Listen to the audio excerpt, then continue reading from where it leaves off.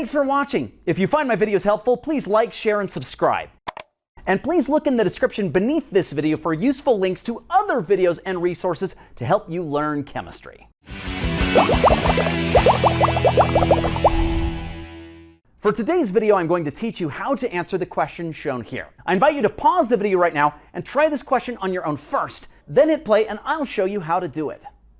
So if you read this carefully, this is not a percent yield question. It doesn't ask for percent yield at all. However, it does tell you that one of these reactants is added in excess, this one. That's important because the amount of products that you get will all be based upon whichever of these reactants is added in the smaller amount, which in this case must be the aluminum because it tells us the HCl is added in excess. From this point forward, I do not have to do any additional things that I would for a typical percent yield question because I know it's all going to be calced from this aluminum. So what do I do? Can I go directly from grams of aluminum to liters of H2 gas? The answer is probably no, but what I can do is go from grams of aluminum to moles of H2 gas. Let's go ahead and do that right now. Through dimensional analysis / unit conversion, I grab my 25 grams of aluminum and divide it by its atomic mass of 27. And I'm rounding or approximating there. I can thereafter put another set of parentheses of moles H2 to moles of aluminum. Why? Because I use the coefficients in the balanced chemical equation. Remember, coefficients really are molecule to molecule or mole to mole ratios.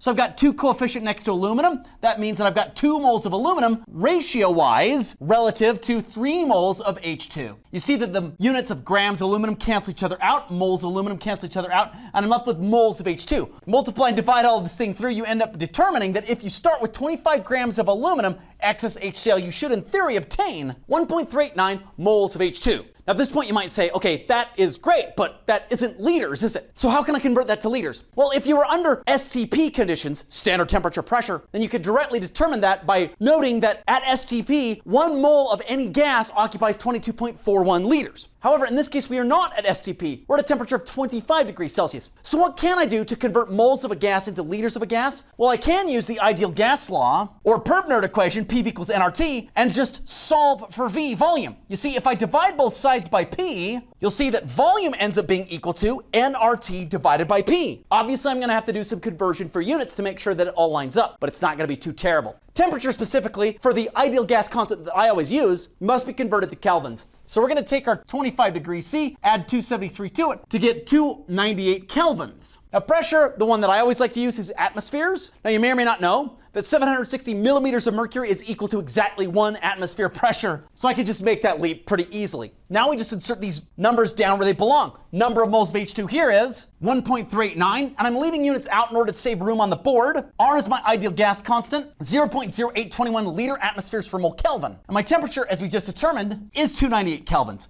All divided by my pressure of 1 atmosphere, which is the atmosphere version of 760 millimeters of mercury. Multiply all that through in your calculator, it comes to 33.4 liters, which is option D.